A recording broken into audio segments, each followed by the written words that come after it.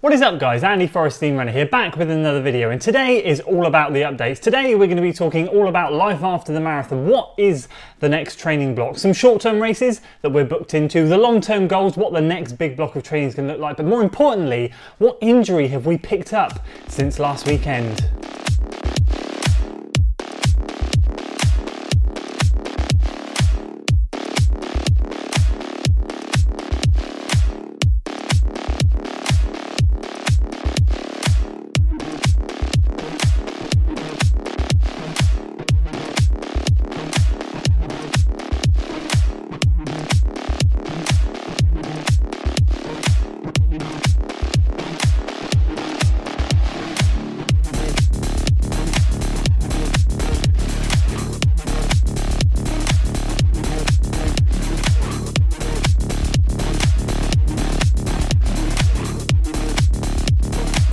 So since the beginning of lockdown here in the UK, which was end of March, beginning of April, I've been training really hard, realistically without that much of a break. So I knew that after this marathon last weekend, I needed to have at least a week off to let the body reset, to go again, because ultimately now we're going to be kicking back into gear for that next big training block, which we're about to talk about very soon. But a couple of other things to talk about first, as I said, injury news, short-term races this side of Christmas, and then what we're going to be building for later in spring 2021. So if you're excited for today's video guys, make sure you give it a like, share it with your friends, subscribe to the channel for weekly running content, and we'll start with the injury news. So in the week leading up to the marathon, I was doing a lot of stretching, a lot of foam rolling, starting to limber up, obviously tapering right down, a very aggressive taper from when we decided to drop into this marathon, considering our Brecon Beacons marathon, trail marathon, sorry, was cancelled. So I literally did the race with Matt, the 10-mile trail race, and that was it. 12 days from there till the marathon, aggressive taper, tapering right down. And in that final week, as I said, lots of stretching and foam rolling, and I noticed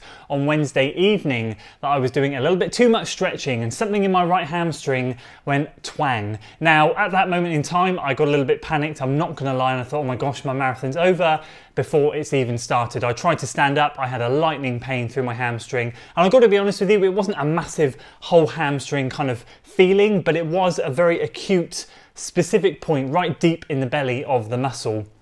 So I tried not to do any more stretching and foam rolling before the day, did a nice easy run on the Thursday with some surges. It felt uncomfortable, but it felt okay, and I thought, right, well, I just need to get through the marathon and then deal with the consequences after that. So that's exactly what we did, and if you notice, I don't know how good your ears were, but the audio on my marathon video was poor because of the wind and the rain, but on mile 3, I did say as we were starting the second loop, my hamstring is starting to tighten up. Now, all through the marathon, from the start, my hamstring was uncomfortable, but it wasn't painful. But around mile 15 at the start of the third loop, it started to get very tight and get a little bit sharp and a little bit painful. And I knew at that point I just had to kind of grin and bear it and gut it out. And what that meant is I started to compensate on my left-hand side, because my left calf and Achilles around the fourth loop started to really tighten up as well, because I could feel myself leaning over to that left side to try not to put so much pressure through my right-hand side. As you know, we got the marathon done very successfully, very happy with that, and I knew that with a week's rest I would feel hopefully right as rain. Sadly though,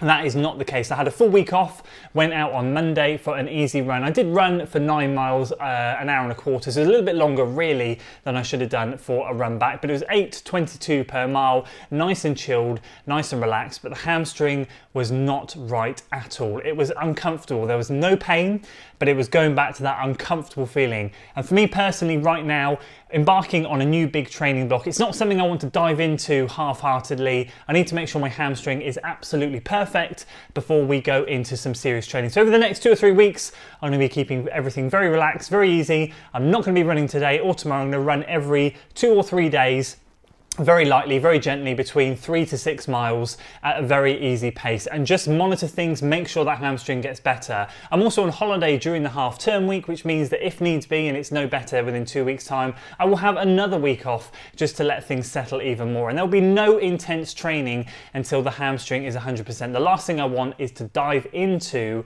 a training block half-heartedly. So that is the injury news.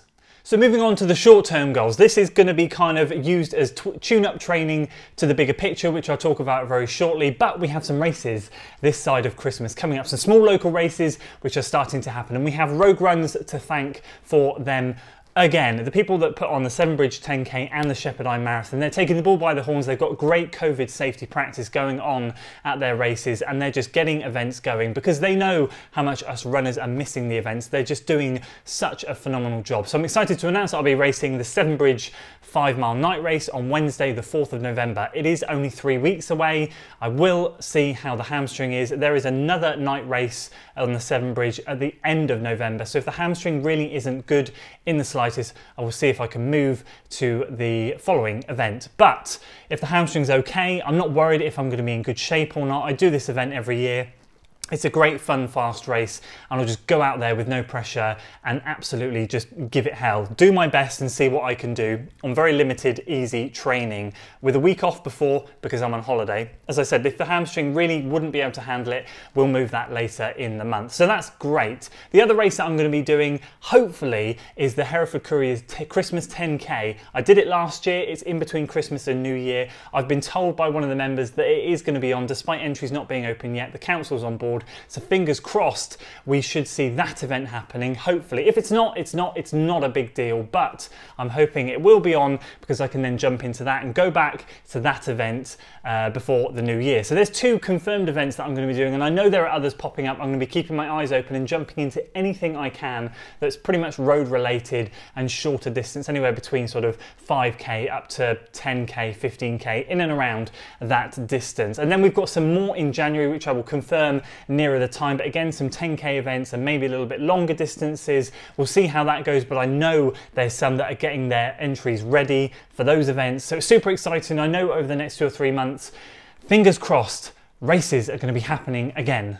And now the biggest of them all, the long-term goal. What are we going to be shooting for spring 2020? Well, long and short of it is I had the Newport Marathon booked for this year. It was cancelled. It's been deferred to next year. So at the moment I have a place in the Newport Marathon, and I had every intention of running a spring marathon next year. So that's going to be happening if Wales are allowing races, because at the moment Wales are a bit behind England and they're not letting any races happen. I also have the Cardiff Half Marathon that was delayed from October this year to end of March next year. Again, if I'm completely honest with you, I can't see how that is going to happen. That's the second biggest half marathon in the country, in UK. And there's no way that's going to run. If it does, it will be a miracle. But if it happens, brilliant. If not, I'm really not that worried. The Newport Marathon will be the focus, and fingers crossed that will go ahead because it's a lot smaller numbers. I think we're talking 5,000 and below. So hopefully they can do something to make it COVID friendly and we can train hard for that. The original goal, as I mentioned a few times, is to do Gloucester Marathon in January as well. There are question marks over that event because they've just cancelled their November 10K. So I don't know if they're going to be ready in time to set out a COVID-friendly event in January. However, what I'm thinking of doing is actually dropping to the half marathon distance for that now, because I would have marathon in October, marathon in January and marathon in April, and I do not want to do 3 marathons back to back. I really find it beneficial, excuse me, to work on the shorter distances in between marathon efforts. So I don't want to go marathon, marathon, marathon. I'm going to get burnt out, bored of marathon training, and I'm just not going to get the best out of myself. So I'm going to utilise the next 2 or 3 months to do some shorter distance training and then probably kick in to marathon gear tail end of January, beginning of February. So the main A goal at the moment, unless it changes, is the Newport Marathon in 2021. So there we go, injury news, short-term goals, long-term goals, all covered in one video. I appreciate you listening. I needed to get this out in one go so you guys knew where we stood, what we're going to be training for, what training series you can expect coming up, some shorter distance stuff, and what our big goal is going into next year. And make sure you let me know in the comments below what your plans for spring 2021 is. I'm sure some of you have now decided to just wrap up your races for this year because races just aren't happening in so many places. We're fortunate we've got a few here, but it literally is few and far between. And again, let me know where you are in the world and if races are happening with you. It'd be great to know if you're much further forward than we are, if you're behind us, and hopefully we can all give each other some motivation to keep training for when races do come back with a vengeance. So if you enjoyed today's video, guys, please make sure you give it a like, share it with your friends, subscribe to the channel for weekly running content, and I will see you on the next one. Until then.